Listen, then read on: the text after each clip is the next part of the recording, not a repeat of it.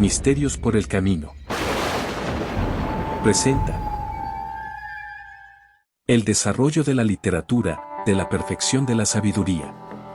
La literatura de la perfección de la sabiduría, de acuerdo con la tradición, se origina del Buda Sakyamuni. Sin embargo, él consideró que estas enseñanzas no eran apropiadas para los seres humanos en ese momento, y poco antes de su parinirvana, fallecimiento, confió las enseñanzas a los nages, criaturas similares a los dragones en la tradición budista, conocidas por su sabiduría y capacidad para proteger tesoros. Estos seres viven en el fondo del océano, donde preservaron las enseñanzas de la sabiduría. Siglos después, Nagarjuna, una figura importante en la historia budista, recibió estas enseñanzas de una princesa nage a orillas de un lago. Los textos de la literatura de la perfección de la sabiduría comenzaron a aparecer alrededor del año 100 a.C. y se desarrollaron durante 200 años. Los más antiguos son el Astasasrika, o Perfección de la Sabiduría en 8.000 líneas, y su contraparte en verso, el Ratnagunasamchayagata, versos del depósito de las preciosas virtudes. Durante los siguientes 200 años, la literatura de la perfección de la sabiduría se hizo muy popular, y uno de los textos llegó a tener una longitud de 100.000 líneas, debido a la gran devoción que generó. Durante los aproximadamente 200 años siguientes, desde alrededor del 300 al 500 de la Era Común, la perfección de la sabiduría se difundió por toda la India hasta llegar a China. En esta fase, los nuevos textos se hicieron cada vez más concisos, entre ellos los dos más famosos e importantes del budismo, el Sutra del Diamante, Vajrachkedika en sánscrito, y el Sutra del Corazón, Hridaya en sánscrito. En el año 700, se logró la contracción máxima de los textos. Incluso hay una perfección de la sabiduría en pocas palabras, destinada a los torpes y estúpidos, y una perfección de la sabiduría en una sola letra, la letra A en sánscrito, que es un prefijo negativo. Esta última sugiere que, sin importar cuánto intentes describir el mundo, puedes negar todo con la palabra no.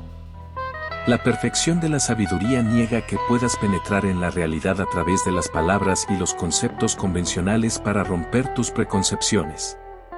Durante este periodo, la perfección de la sabiduría, influenciada por el Tantra, empezó a cambiar. Se transformó de una literatura de inflexible paradoja e intelectual sutileza, en una diosa de sabiduría y un mantra.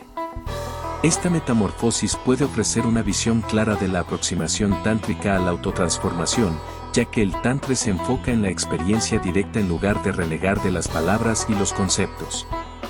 En lugar de tratar de ir más allá de las conceptualizaciones, el Tantra intenta ayudarte a dejarlas atrás y entrar en el reino de la imaginación, la luz y el oro, donde te encuentras cara a cara, con la sabiduría en su forma más atractiva.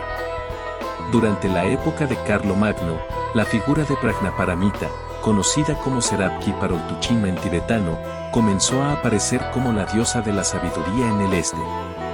Apareció en diferentes formas, a veces dorada o blanca, con 2, 4 o 6 brazos e incluso con 11 cabezas y 11 pares de brazos, en una forma popular en Kampuchea. La diosa se extendió gradualmente por Japón, Java, Kampuchea, China y el Tíbet, aunque los tibetanos ya estaban enamorados de Tara, por lo que su culto nunca se hizo muy popular allí. La diosa Prajnaparamita se manifestó principalmente en India. Una gran estatua suya estaba ubicada en el pico del buitre en Rajgir, donde el Buda pronunció muchos de sus discursos. India se convirtió en el centro de la devoción a Prajnaparamita.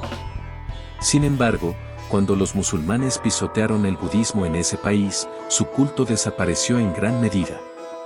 Los musulmanes destruyeron sistemáticamente monasterios, estatuas y libros, por lo que la diosa de la sabiduría fue ocultada. Solo en el siglo XX, y gracias al trabajo del especialista alemán Dr. Edward Kahns, la cara de la diosa se volvió a mostrar en muchos países diferentes. El trabajo de su vida consistió en traducir todos los textos de la perfección de la sabiduría al inglés. Gracias a sus esfuerzos, la diosa volvió a estar presente entre nosotros. Aunque el culto de Prajnaparamita sobrevivió fuera de India, era tan débil que solo se pudieron catalogar 50 iconos de la diosa conocidos.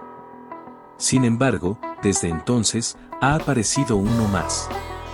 Hace algunos años, un equipo de grabación fue a Souling, al oeste del Tíbet, para grabar algunas pinturas extraordinarias en un templo. Algunas de las pinturas estaban muy abandonadas y cubiertas de polvo, por lo que no era posible su reconocimiento. Sin embargo, mientras limpiaban un mural anónimo, la cámara grabó la aparición de una diosa dorada y exquisita. Del libro, Encontrándose con los Budas de Vesantara. Fin.